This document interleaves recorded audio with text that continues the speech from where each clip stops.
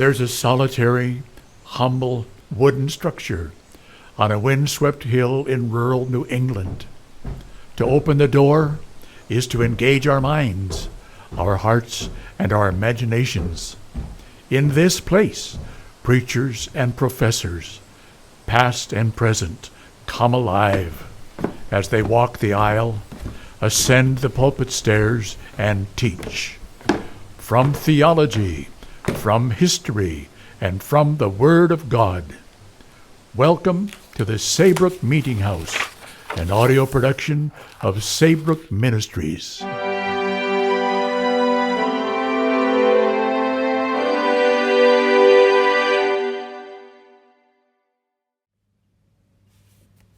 Polygamy is just Greek for a dunghill. David trampled down the first and the best law of nature in his palace in Jerusalem, and for his trouble he spent all his afterdays in a hell upon earth. David's palace was a perfect pandemonium of suspicion and intrigue and jealousy and hatred, all breaking out now into incest and now into murder. And it was in such a household, if such a cesspool could be called a household, that Absalom, David's third son by his third living wife, was born and brought up. But be not deceived, God is not mocked. For whatsoever a patriarch or a prophet or a psalmist soweth, that shall he also reap. For he, saint or sinner, that soweth to his flesh, shall of the flesh reap corruption. Maacah, Absalom's mother, was the daughter of a king. And this, taken together with his distinguished appearance and his princely manners, gave Absalom the preeminence over all his brethren. Absalom inherited all the handsomeness, manly bearing, and beauty of his father's handsome and manly house. The sacred writer expatiates with evident relish upon Absalom's extraordinary beauty. In all Israel there was none to be so much praised as Absalom for his beauty. From the sole of his foot even to the crown of his head there was no blemish in him. And the hair of his head is a proverb to this day. A little ring of jealous and scheming parasites, all hateful and hating one another, collected round each one of David's wives. And it was in one of the worst of those wicked little rings that Absalom grew up and got his education. Absalom had a sister named Tamar, who was as beautiful as a woman as Absalom was as a man. And how her beauty became the occasion of her ruin in that horrible household, the sacred historian tells us with sufficient plainness of speech. Suffice it here to say that Absalom determined, sooner or later, to wash off his sister's terrible wrongs in the blood of the wrongdoer. And then, as the divine vengeance would have it to be, that wrongdoer to one of David's fairest daughters was one of David's favorite sons. The Septuagint frankly tells us that David loved the wrongdoer so much that he could not so much as rebuke him for his brutality. But, after giving his father 2 full years to avenge his sister's ruin, Absalom took the law into his own hand till Amnon fell, when his heart was merry with wine, under Absalom's revengeful sword. And then, all the plots and counterplots connected with Absalom's revenge and flight and restoration and too late reconciliation to his father, his deep-laid schemes to wrench the kingdom out of his father's hands, and then his defeat and murder by Joab, all that, if we have the courage to look at it, will give us a picture of the men and the times, humiliating beyond all words and never to be forgotten. David and his wives and concubines and mixed-up children, Tamar and her half-brother Amnon, Absalom and Jonadab, Joab and the wise woman of Tekoa, Ittai and Shimei, Ahithophel and Hushai, and the righteousness and the grace of God reigning over them all. Truly, all Scripture is given by inspiration of God, and is profitable for doctrine, for reproof, for correction, for instruction in righteousness, that the man of God may be perfect, thoroughly furnished unto all good works. It is this so terrible plain-spokenness of the Bible that makes it so precious to all who are in earnest about themselves and their children. Had this sacred writer not been in earnest in his work, we should have had an altogether different David. And we make an altogether different David to ourselves in spite of the sacred writer and in spite of all that David himself can say and do. The David that we set up for ourselves has always a halo round his head and a harp in his hand, and his eyes fixed on the heavens. We are willingly ignorant that David had ever any other wife but Solomon's mother, as also that she had ever any other son but Solomon. And then our Solomon is always dreaming his dream at Gibeon, and when he is not choosing wisdom for himself, he is always writing inspired proverbs about wisdom for his son. While all the time David prevents the night watches with psalms like this: I will behave myself wisely in a perfect way. O when wilt thou come unto me? I will walk within my house with a perfect heart. I will set no thing of Belial before mine eyes. I hate the work of them that turn aside. It shall not cleave to me. And so on. A David like that in our Bible would have delighted us. It would not have shocked or offended us. No. But then neither would he have been of any real use to us when we went to our Bible for real use. It is when we go to our Bible for real use, for the experiences of men of like passions with ourselves, it is then that we discover and see the pen of God in the Bible life of David. And it is from that pen that I gather these closing lessons out of the life of David and out of the death of Absalom. The inconceivable evil of sensuality was surely never more awfully burned in upon any sinful house than it was upon David's house. David himself is a towering warning to all men, and especially to all godly men, against this master abomination. And all the more that he sinned so terribly against such singular grace. David, to use his own words, was as white as snow as long as he was young and poor and struggling up and oppressed and persecuted, and with Samuel's horn of oil still sanctifying all the thoughts and all the imaginations of his heart. But no sooner had David sat down on the throne of Israel than his life of sin and shame began. And all the woe upon woe of his afterlife, almost every single deadly drop of it, came down out of that day when he first introduced open and unblushing sensuality into his palace in Jerusalem. There was military success and extended empire and great wealth and great and far-sounding glory in David's day in Israel.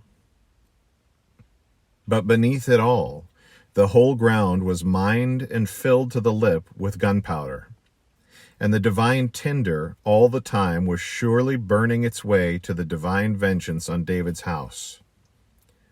Our doctors, our lawyers, our ministers, and many of ourselves will all subscribe to Newman's strong words in one of his sermons, the inconceivable evil of sensuality. You sometimes hear speak about the historical imagination and the right and the fruitful uses of the historical imagination. Well, here is the history of young Absalom, and you must bring your imagination to bear upon it. You must read all the chapters about David's manner of life in Jerusalem, and all the chapters in which Absalom's name comes up. And then you must imagine yourself to be Absalom, and to be in his place. I dare not put in words what you will see when you read 2 Samuel with your eye upon the object. For one thing, Absalom did not see his father David at all as we see him. He saw him as his enemies then saw him, and as infidels and scoffers see him now. It was impossible that Absalom could look on his father with our admiring eyes. It helped me, too, says Saint Teresa in her happy life of herself. It helped me much that I never saw my father and my mother respect anything but goodness. It poisoned me at my father, said Absalom to Ahithophel, the life we all led in our several stews. Yes, polygamy is indeed a dunghill. Only, it is a dunghill with hell at the heart of it. We have nothing like the city of David on this side of the Dardanelles, and no real lesson for our day and our household can be got out of Absalom's early life, unless it is that far-fetched lesson to that fatal house where there is a father who is no father, and to that house where the father and the mother are full of divided lives, divided interests, divided counsels, divided tastes, and divided desires for themselves and for their children.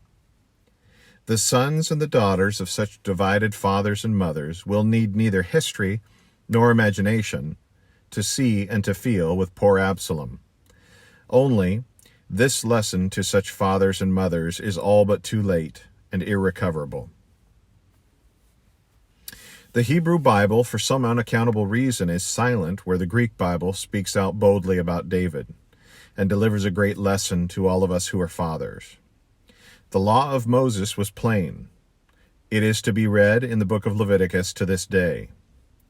It is a wicked thing, and he that does it shall be cut off in the sight of all the people. He shall bear his iniquity. Well, Amnon did it. Amnon was worse than if he had been the actual murderer of his own sister. But what do we read on this matter in the Septuagint? We literally read this: "Notwithstanding Amnon's sin, David did not trouble the spirit of Amnon his son, because he loved him, and because he was his firstborn." But not to trouble the spirit of your son for his sin is to trouble other people's spirit all his days. Yes, and your own spirit and his too in the bargain. The Greek Bible has recovered for us one of the lost links in David's downward career, and in the downward career of Absalom his son. For it was David's unwillingness to trouble Amnon that made Absalom, in the cause of his sister, first a murderer, and then a conspirator, and then, after a life of terrible trouble, himself a mangled corpse under the revengeful and murderous hands of Joab, that other arch-troubler of Israel. Praise them openly, reprehend them secretly, is the second of Lord Burleigh's 10 precepts to his son concerning his children. But David did the very opposite of that with Absalom. All Jerusalem heard David for 2 years reprehending his half-pardoned son Absalom openly, till Absalom was exasperated out of all endurance, until the last link of sonship was broken forever between David and Absalom. But with all that, it is the terrible cry that comes out of the chamber over the gate of Mahanaim that makes the name of Absalom so well known and so full of the most terrible lessons to us. "O my son Absalom, my son Absalom, would God I had died for thee, O Absalom, my son, my son." Yes, that is love, no doubt. That is the love of a broken-hearted father, no doubt. But the pang of the cry, the innermost agony of the cry, the poisoned point of the dagger in that cry, is remorse. I have slain my son. I have murdered my son with my own hands. I neglected my son Absalom from a child. With my own lusts, I laid his very worst temptation right in his way. It had been better Absalom had never been born. If he rebelled, who shall blame him? I, David, drove Absalom to rebellion. It was his father's hand that stabbed Absalom through the heart. O Absalom, my murdered son, would God thy murderer had been in thy place this day. And the king covered his face, and the king cried with a loud voice, O my son Absalom, O Absalom, my son, my son. Come all you who are fathers and mothers, come to the chamber over the gate of Mahanaim, and let us take counsel together as to how we are to bring up our children to virtue and godliness and everlasting life. Let us read all Holy Writ on this subject together, and after Holy Writ, all other good and true books that in any way bear upon this supreme subject. Let us set ourselves to gather together all our experience and all our observation, and let us counsel and correct and comfort one another concerning this one thing that we do, our children. Let us take time to it and pains and pursue it until we succeed in it. Let us search the Scriptures up to the top and down to the bottom for this pearl of great price. Let us set on one side all the fathers and mothers in Israel, to whom God hath ever said, I know him that he will command his children and his household after him, and they shall keep the way of the Lord, to do justice and judgment, that the Lord may bring upon Abraham that which he hath spoken of him. And then let us set on the other side David and all those fathers and mothers on whom God took vengeance, and said, Now therefore the sword shall never depart from thine house. I will raise up evil against thee out of thine own house. Let us collect into a secret and solemn book all such instances. And let us, husband and wife, minister and people, and one anxious parent with another, let us meet together and confer together and pray together, saying, This one thing we will do. Why do men and women combine and consult together about everything else but the thing in which so many are so ignorant, so stupid, and so full of fatal mistakes? If we asked our happy neighbors, they would surely tell us the secret of their success in their children. How did they come so well and so soon to understand their children? How early did they discover what manner of heart was already in their children? And at what age did they begin to deal with the hearts of their children? What amount of time did they set aside and keep sacred for reflection and for prayer to God for their child, naming their child and describing him? And how did God's answer begin to show itself first in the parents and then in the child? When did your child first begin to show some sure signs of saving grace? And how did that grace show itself to your satisfaction and thanksgiving, first in one child and then in another? Tell us about the Sabbath, how it was observed, occupied, and sanctified as your children grew up. About the church also and the Sabbath school. About the books that were read on Sabbath days and weekdays, both by your children alone and of their own accord, and also with you all reading together. One reading and all the rest listening, things like that. All that you can tell us about such children as yours will be eagerly listened to and attended to. What priceless stores of experience and observation and success and defeat are lost all round us just because we do not speak more to one another about our ways with our children, our hopes and our fears, our neglects and our recoveries of neglects, the things that one household is so happy in, and the same things that cause such unavailing remorse in another household. Yes, this whole matter must surely be collected together and made into a science soon, and taught in every true church to every young father and young mother as their very life. Thank you for joining us this week at the Saybrook Meetinghouse. We hope you've been blessed by today's podcast. Saybrook Ministries' mission is to provide didactic and devotional content from the Christian faith delivered to the saints, recovered and refined by the Protestant Reformation. Be sure to visit saybrookministries.org for continually updated Christian content designed to inspire and invigorate our imagination and intellect. Join us next week for another journey to the Saybrook Meetinghouse. Until then, may God bless you.